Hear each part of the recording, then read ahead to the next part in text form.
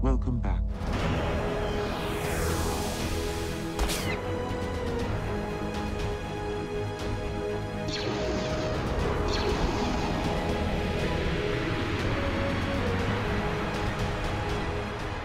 Dabar, kai jau žinome, kada pasirodys vienas iš laukiamiausių 2017 metų žaidimų, galime plačiau aptarti šio projekto turinį ir susipažinti su galaktika Andromeda. Džono Shepardo legenda pasibaigė. Atėjo metas sutikti naujus herojus, kurie palieka Žemę siekiant ištirti paslaptingas planetas. Tai istorija apie karinių mokslininkų grupuotę, kurios užduotis yra surasti namus žmonijai. Todėl šį kartą būtent žmonės taps ateiviais. Andromeda tęsia laisvo personažų pasirinkimo tradiciją, tačiau šį kartą teks pasirinkti ne šiaip savo veikėjo lytį, bet visiškai kitą personažą, juk abi asmenybės egzistuoja Mass Effect pasaulio rėmuose. Kaip bus realizuota dvynių Saros ir Scotto istorija, kol kas neaišku, tačiau kūrėjų studijos BioWare atstovai trokšta išryškinti skirtumus tarp charakterių. Ir jeigu jūs pavyzdžiui pasirinkote žaisti Saros Ryder vaidmenyje, tai jūsų brolis taip pat egzistuoja žaidimo erdvėje. Todėl galime daryti išvadą, kad susitikimas taps neišvengiamu. Derėtų paminėti, kad galimybė modifikuoti personažo išvaizdą niekur nedingo, o patiesti savo unikalų kelią jūs galėsite žaidimo eigoje.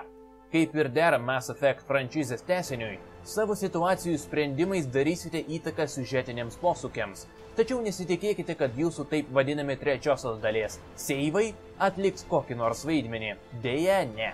Tačiau kūrėjai ragina neskubėti jų ištrinti, nes BioWare svarsto apie papildymus ir visai įmanoma, kad grįšime atgal. Anot kūrėjų dialogai bus labiau kompleksiški nei anksčiau ir nuo šiol galėsite mandagiai atsisakyti paslaugos arba nesutikti su kito veikėjų požiūriu, tuo pačiu nesunčiant jo pasivaikščioti kur nors toli. Jūsų dėmesiui 4 dialogo kategorijos – širdis, racionalus atsakymas, profesionalus ir kasdienis. Žinoma, jūs prieš save matysite ne šiaip savo šiuos žodžius, o skirtingus sakinius, kurių turinys priklauso nuo situacijos konteksto. Gameriams iš tiesų teks pabuvoti įvairiose planetose su unikalia flora bei fauna, o svarbiausia – nepakartojama istorija.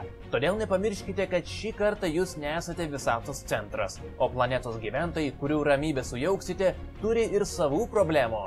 Žaidėjai turės galimybę pasivažinėti transporto priemonę ir tokiu būdu greičiau surinkti reikiamus resursus. Bet turėkite omeny, kad ne visa galaktika bus jums prieš akis, bent jau ne iš karto. Žaidimo išleidimu užsiima vienintelė ir nepakartojama įmonė Electronic Arts. Todėl laukite mokamų DLC. Atsakinėjant į gerbėjų klausimus oficialioje kūrėjų Twitter paskyroje, buvo pasakyta, kad stengiamasi sukurti geresnį balansą tarp šaudyklės bei RPG elementų, kad žaidėjai patys pasirinktų, kaip jiems labiau patinka žaisti. Deja, dažniausiai tokios frazės užsibaigia tuo, kad RPG aspektas nustumiamas į antrą planą. Apie tai byloja aprašymas, kuriame daromas akcentas ties dinamiškais susišaudymais, o ir žaidimo procesas mirga nuo blasterių spalvingumo. Nors, žinoma, tai tik mano spėjimas. Visai nesenai buvo pristatytas naujas gameplay vaizdo įrašas, kuriame regėjome atnaujinimų sistemos kadrus. Vietoj griežtų klasių žaidėjas galės keisti taškų išdėstymą bet kuriuo metu ir pasisavinti gebėjimus iš bet kurios kategorijos. Grafika nežada nieko itin ypatingo, tačiau atrodo visai gražiai. Nors kūrėjai ir žadėjo naujosios kartos sci-fi blockbusterį. Ypač veido animacijai linkėčiau pasveikti kuo greičiau. Nors kūrėjai žadėjo ilgai poliruoti žaidimą, o juk ir veikėjų išvaizdą įmanoma keisti, todėl galbūt ir neverta taip stipriai nerimauti. Tačiau visgi šiuose kadruose mergina primena Gobliną iš World of Warcraft. Susirėmimai online bus integruoti į siužetinės kampanijos sudėtį, taigi norint aktyvuoti multiplayer režimą Strike Team, žaidėjams nereikės įsijungti atskiro meniu.